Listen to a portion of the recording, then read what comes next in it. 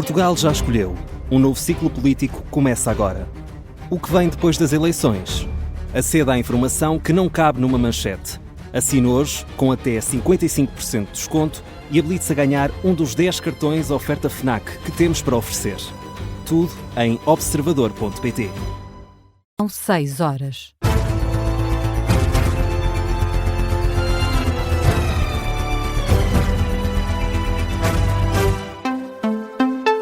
As notícias com João Gama.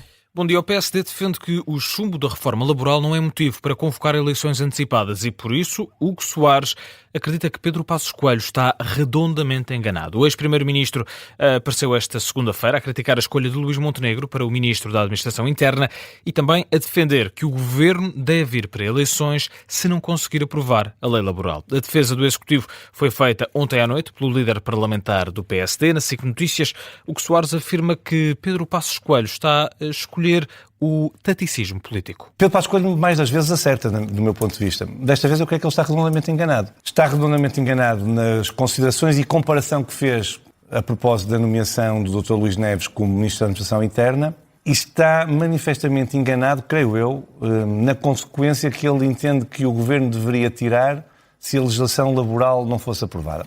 O também secretário-geral do PSD rejeita que Passos Coelho vá ser um problema futuro para Luís Montenegro. Quanto às críticas à governação da AD, Hugo Soares diz que o ex-primeiro-ministro está a ignorar as reformas do governo em áreas como a imigração e a redução de impostos. Eu elenquei aqui, assim sumariamente, medidas que eu considero que são reformas, que são mudanças de paradigma na governação daquilo que o governo fez.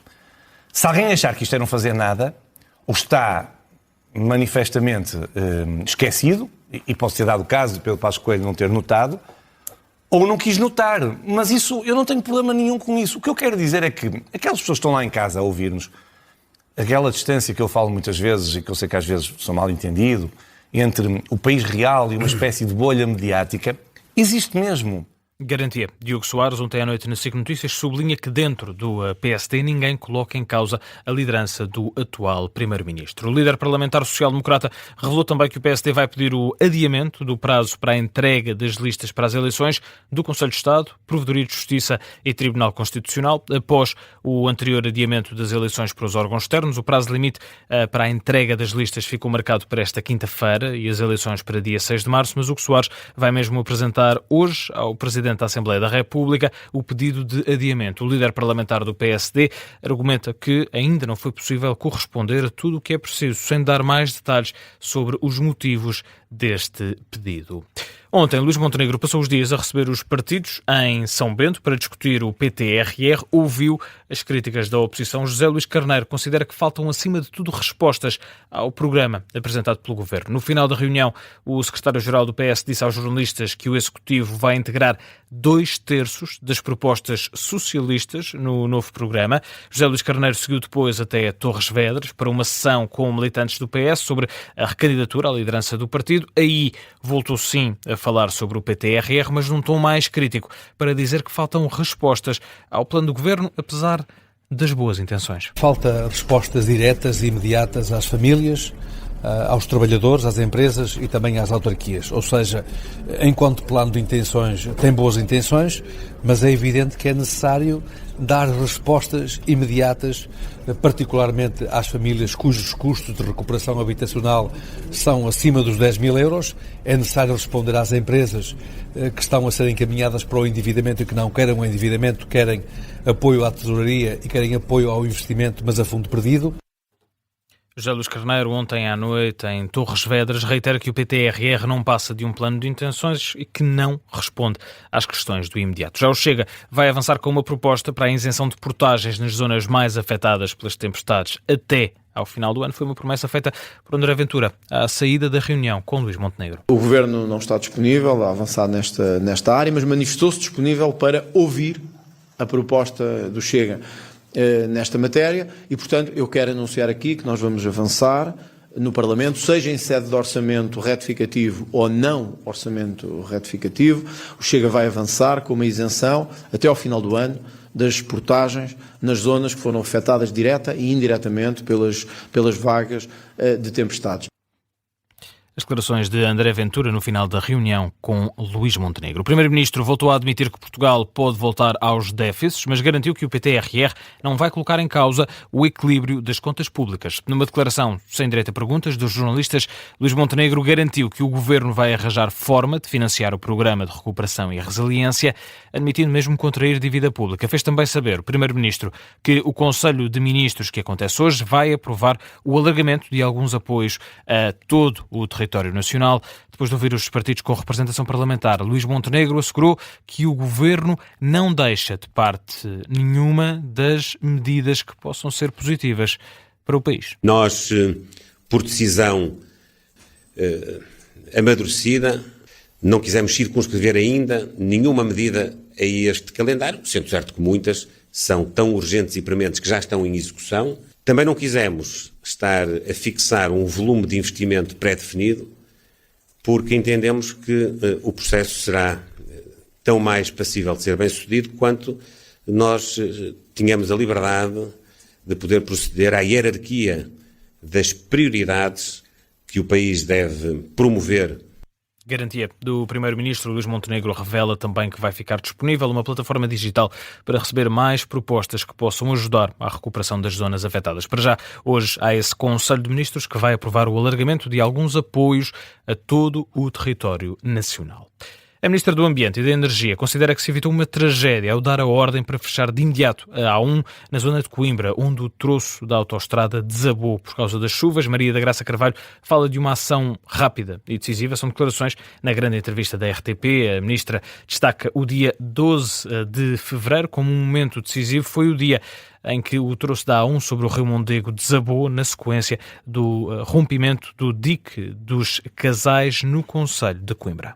Estava a Proteção Civil, estava o Sr. Secretário de Estado da Proteção Civil, os 3 presidentes de Câmara, os bombeiros, o presidente da APA, e nós vimos em direto... A RTP transmitiu o momento em direto em que o dique rompeu, exatamente. E o escoamento foi tal que a minha primeira impressão, e disse-o logo de voz alta, vamos cortar a A1. E felizmente toda a gente concordou, telefonámos ao Sr. Primeiro-Ministro, ao Sr. Ministro das Infraestruturas e cortámos em poucos minutos. Cortámos a A1 e que se viu, na verdade, a força, a velocidade, o caudal que estava à volta do pilar. Talvez pela formação de engenheiro eu disse, não, é melhor, é prevenção, precaução, vamos imediatamente cortar a A1. Assim foi feito e evitámos um grande desastre. Foi uma ideia sua naquele momento? Foi, mas toda a gente concordou. Maria da Graça Carvalho indica também que só na próxima semana vai haver um retrato completo de toda a destruição causada pelas tempestades, entre casas destruídas, estradas cortadas e empresas paralisadas. Há prejuízos na ordem dos milhões de euros, sobretudo em distritos como Coimbra e Leiria.